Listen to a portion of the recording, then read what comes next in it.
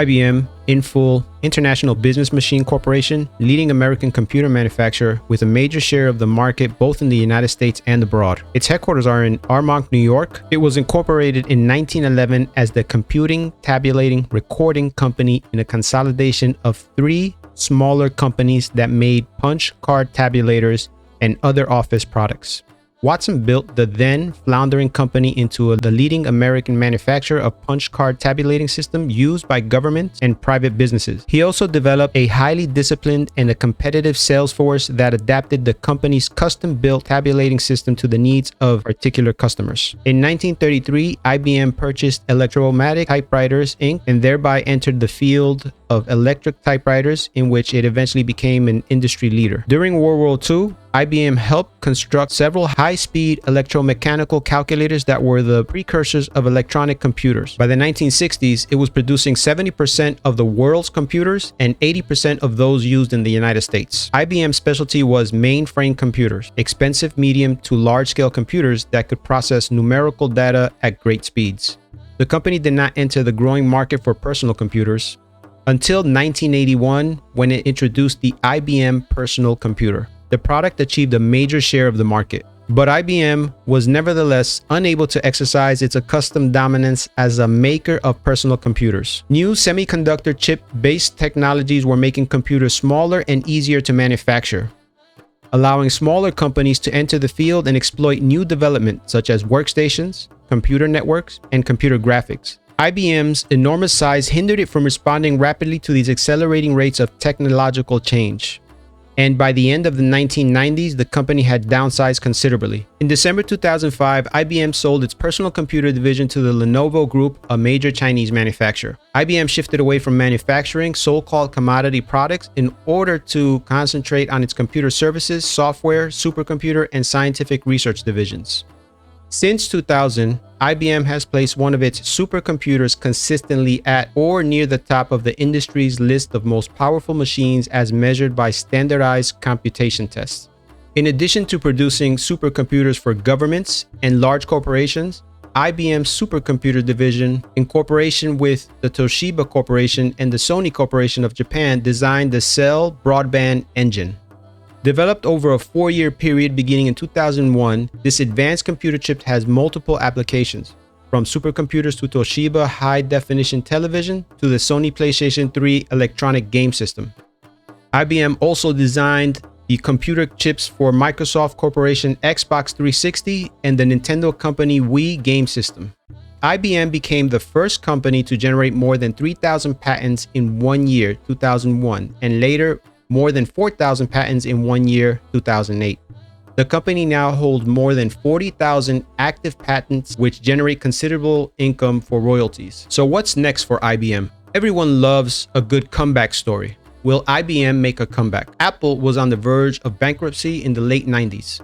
It overly relied on personal computer sales and lacked a vision after co-founder Steve Jobs was removed by the board in the mid-1980s. But Jobs returned and orchestrated the greatest comeback in corporate history. Even Tesla, the market's darling, has its own comeback story. Unfortunately, IBM PCs couldn't keep up with the competition. IBM lost market share and sold the PC division to Lenovo for $1.75 billion in 2005. At the time, it wasn't a small move, as the division made up 11% of the company's revenue the year before. The company needed to reinvent itself, so it focused on what it does best, researching and developing a new technology to drive future revenues. Watson became synonymous with AI. Not only was it expected to disrupt industries, but it would return Big Blue back to greatness. Amidst all this hype, the stock peaked in 2013. Since then, Watson has delivered on some of its promises, partnering with Medtronic to help people manage diabetes, increasing Chevrolet's advertising engagement by 100%, predicting weather 30% more accurately than other methods. This helps predict solar and wind energy availability. But the promises were bigger than the execution, as the stock dropped 37%. Moreover, revenues have sagged 31% from 2011. At the same time, big tech competitors Apple, Microsoft, and Google increased an average of 870%. What to expect from IBM? IBM will create $2.8 trillion in annual revenue by 2025. Arvind Krishna was named CEO in April 2020 after leading IBM's cloud and cognitive software group. He was instrumental in IBM's $34 billion acquisition of open source software provider Red Hat in 2019. While announcing Arvind Krishna's appointment as CEO on January 31, 2020, Ramadi said, "Krishna is a brilliant technologist who has played a significant role in developing our key technologies such as artificial intelligence, cloud, quantum computing, and blockchain. As a leader, he is able to win today while building the business of tomorrow." Krishna is credited for leading the largest acquisition in IBM's history. He has a track record of bold transformations and proven results. His IBM colleagues describe him as an authentic, value-driven leader. Arvind Krishna is the co-author of 15 patents, has been the editor of IEEE and ACM journals, and has published extensively in technical conferences and journals. He has received distinguished alumni awards from IT Kanpur and the University of Illinois. This isn't the first time in recent history that innovative leadership turned around a prehistoric tech company.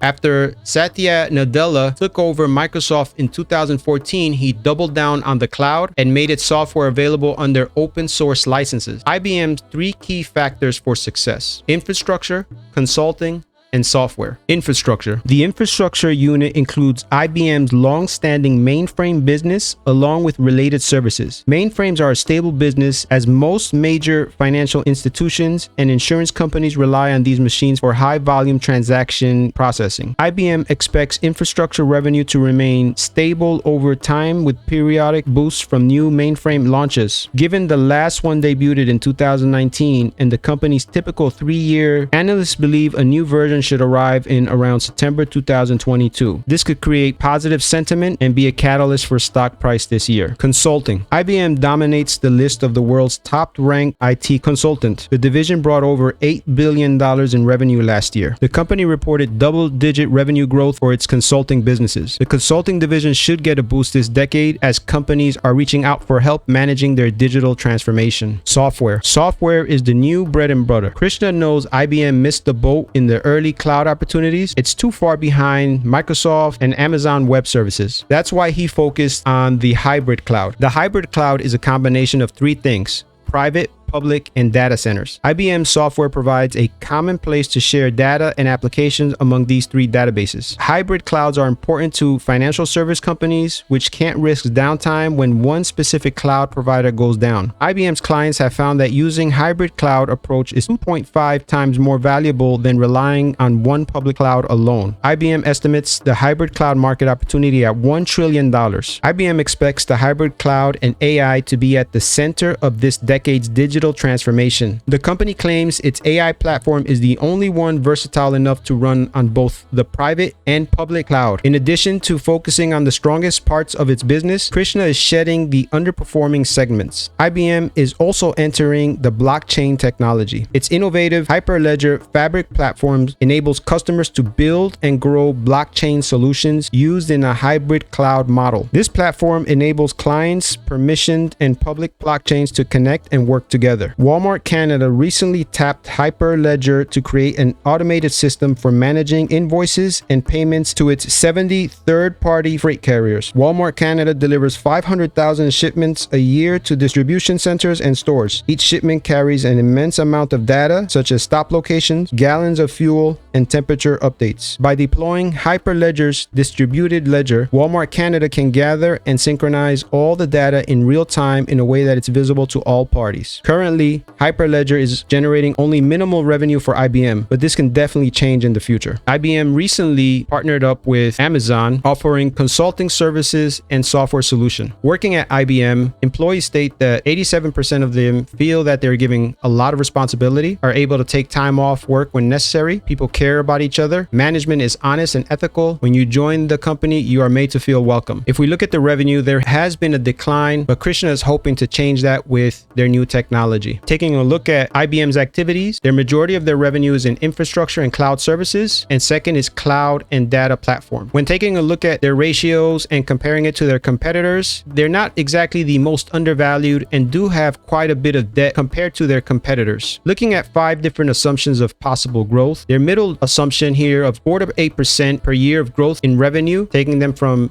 57 billion in 2021 to 59 billion in 2022, and by 2026 over 70 billion, which is what they achieved a long time ago. I do think it's possible to get back to that. That would give them a possible implied share price of $167 per share. That would be a 25% possible upside. Now, although I do think it's possible, there's a lot that has to be done. I'm not ready to invest in IBM. I would like to see more growth with their blockchain technology and a lot more growth with their software, where Krishna is expecting to see more growth over the next few years. Thank you for watching. See you on the next video.